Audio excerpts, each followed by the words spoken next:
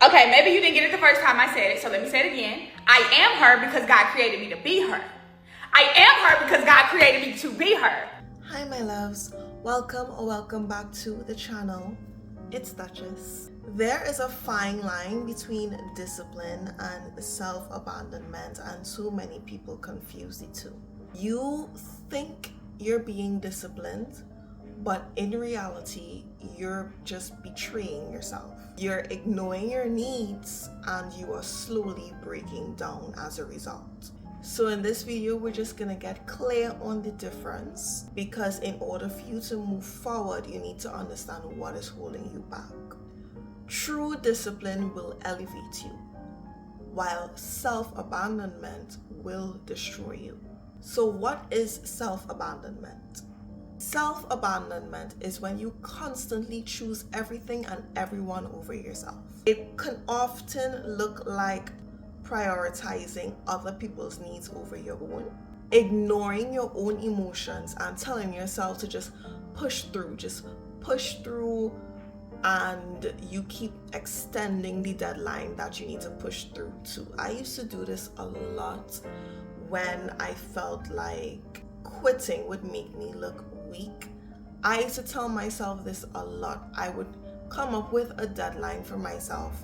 Say, for example, I'm going to do a crazy amount of steps every day for 7 days, and at the end of the 6th day, I'm convincing myself to push to 10 days or 11 days or 13 days, just to say that I was able to do that, even though I know that that level of physical activity is not sustainable on my body.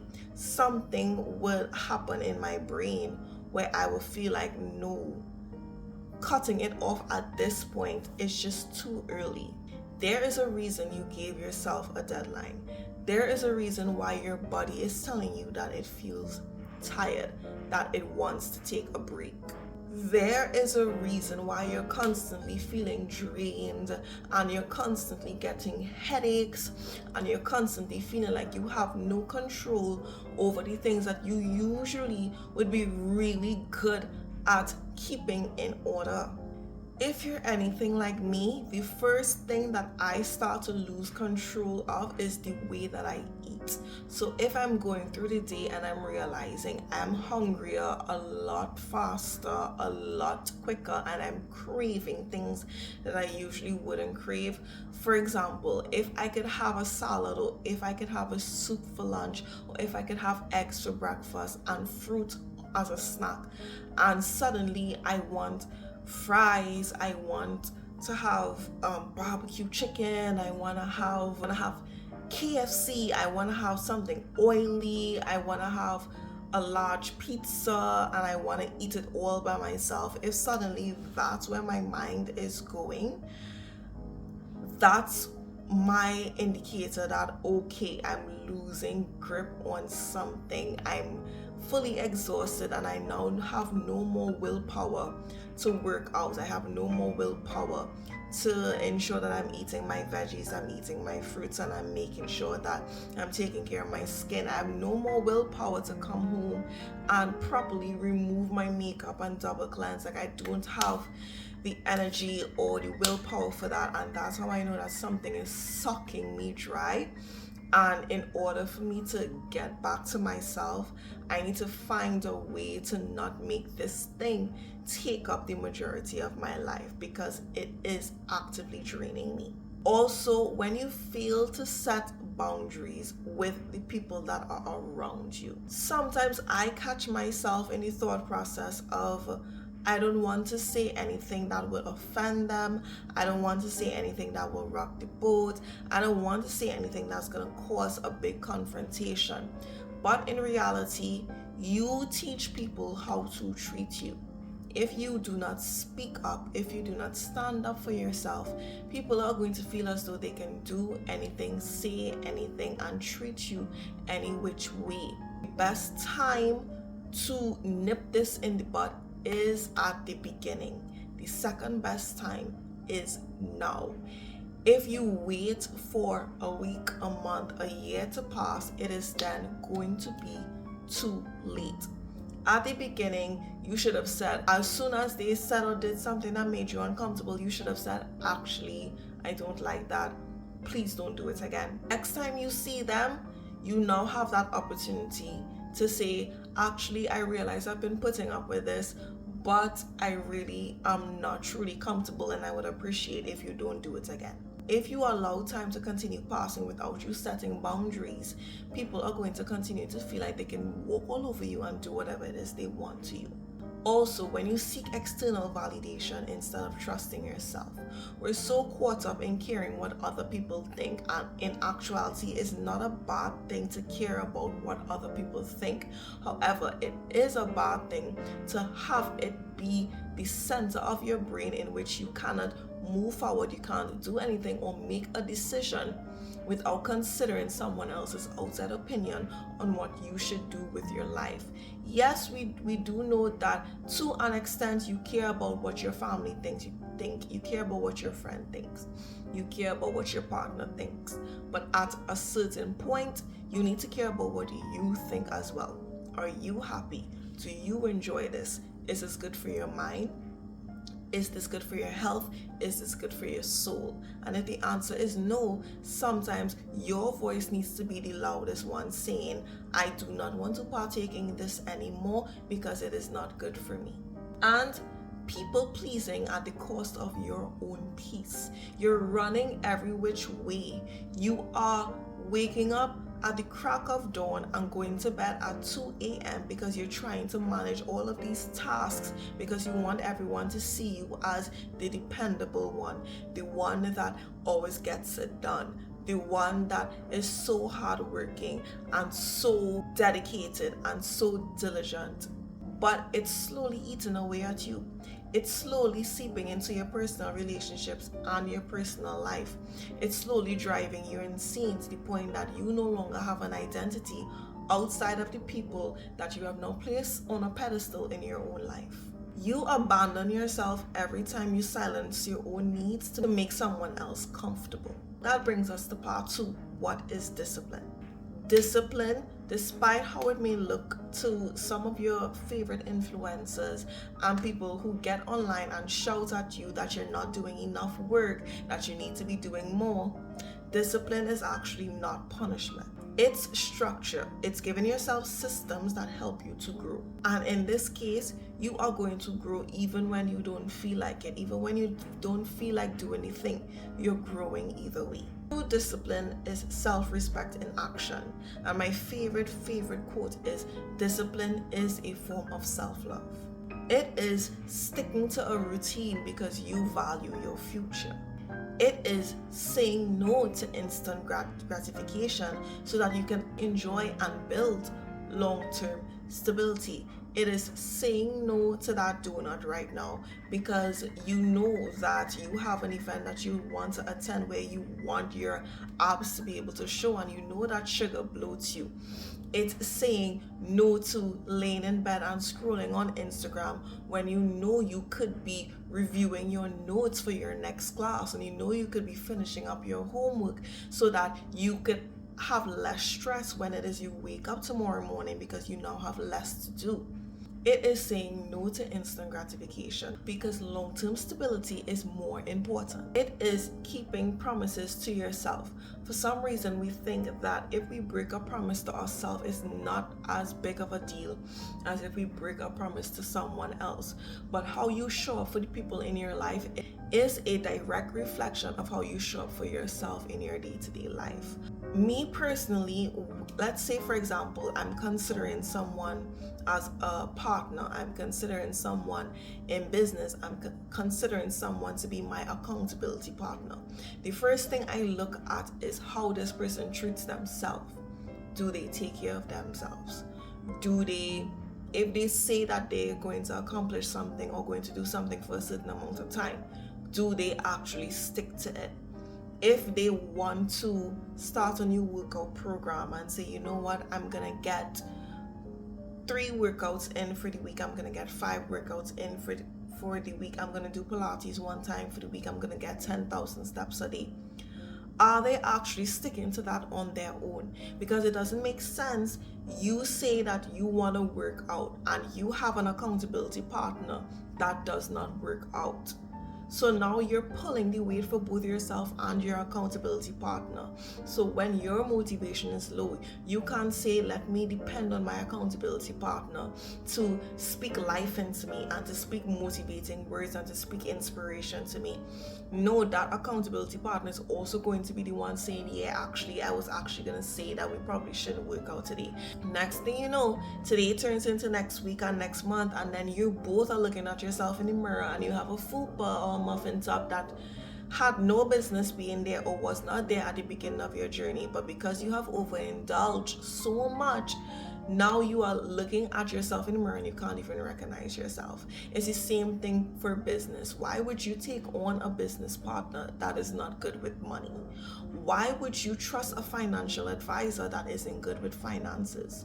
Why would you trust a doctor that has a bad smoking habit? Why would you trust a hairdresser whose hair is always looking like she hasn't touched it in days? Why would you trust a nail tech who isn't able to present themselves in a way that lets you know that they actually know what it is that they're doing? I'm not talking about the experienced ones, because if you know, it's the experienced ones, they stop caring about how the nails on their hands look. But if it is you're wanting to make a good first impression, it's always important to show up as the person that you want to be. So if you want to be a nail tech, you cannot show up with your toes looking crazy. And I know some people like to keep the nails on their hands short so that they can move, they can use their hands better. But your toes, at least from the nail techs I've seen, their toes are always done. From the hairdressers I've seen, their hair is always done. Financial advisors always tell you that, yeah, I did this as well and it has caused me to save a lot of money. Why would you trust an insurance agent that does not have insurance themselves, So it's important for you to keep the promises to yourself, because that is going to influence how people see you as an individual. Also, practicing consistency. How you build anything is by doing it over and over and over and over again. I always say to people, the best way to learn is to just do it. The best way to get used to, let's say, a new software, a new editing app, a new platform, is to continuously uploading, continuously, fiddle with it, play with it, see what you like, what you don't like, what you can do, what you still need to learn, and that's how you get better in a field. I think the quote is, it takes 10,000 hours to become a master of a skill or something. You really think that 10,000 hours came about with no consistency? How you think they came up to the 10,000 hours? You can't put in 1 hour and say, wow, nothing happened, I guess I'm gonna go back to what I was doing before. It doesn't work like that. So when does discipline become self-abandonment? Here's where it can actually become dangerous, and discipline can become self-abandonment. If you are not too careful, this can happen when your routines become way too rigid. And I'm talking about the ones you follow even when you know your body is not up to it, even when you know that your health can be influenced. I will never ever subscribe to the idea that if you're sick or whatever, then you still need to get up at 5 a.m. and go work out. And I remember I was following an influencer one time, and they said that they were burning with a fever, but they still needed to get a workout in. And I was like, dude, just rest, just go lay down. That's probably why you're sick, because you're constantly pushing your body and not listening to when your body needs rest. Go lay down, have some water, have some coconut water, have some electrolytes, eat some fruit and lay down. I swear, that really irritated me. Like, even now thinking about it, I'm just like, why would you not just go lay down? You're burning a fever in the gym with a mask on. Even worse, because now you can't breathe.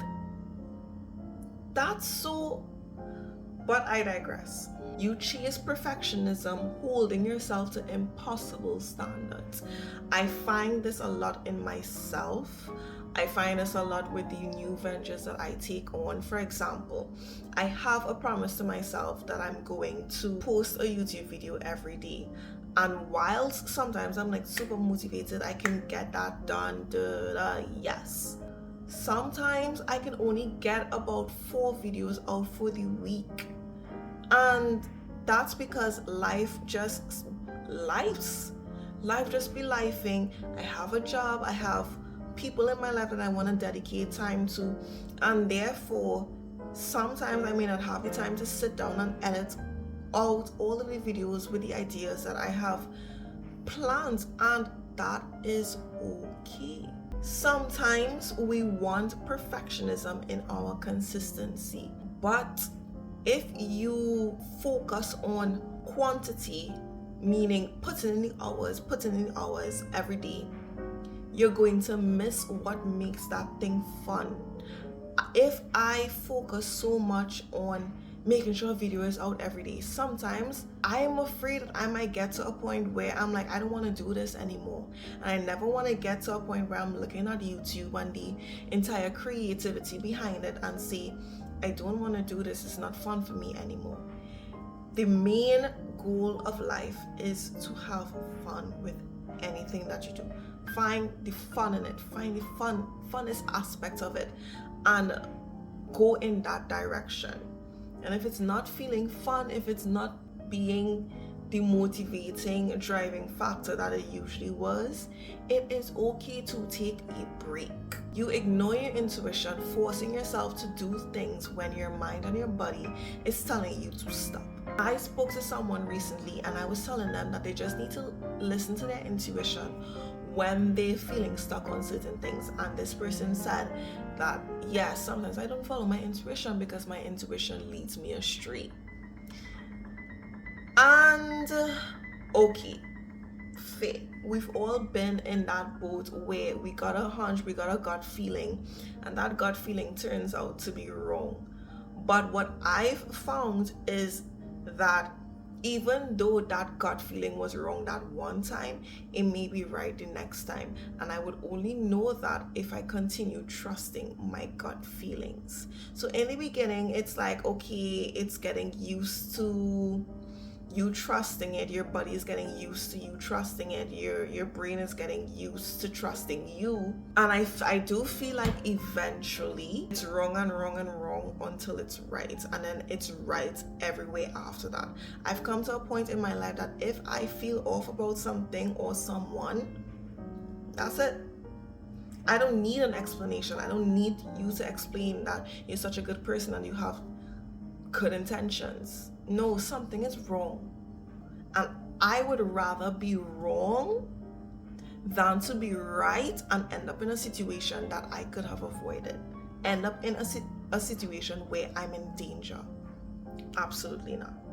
And also, if you practice constant self-sacrifice, telling yourself it's for the greater good, but in actuality, you're just depleting yourself. Girl, if your discipline is rooted in fear, and I mean fear of failure, fear of loss, all the fears that be, it is no longer self-discipline. It has now become self-abandonment dressed up as hard work. So ask yourself, is the way you're living today giving you strength, or is it draining you? Are you truly practicing discipline, or are you abandoning yourself? Because success at the cost of abandoning yourself is not true success. It's actually self-destruction.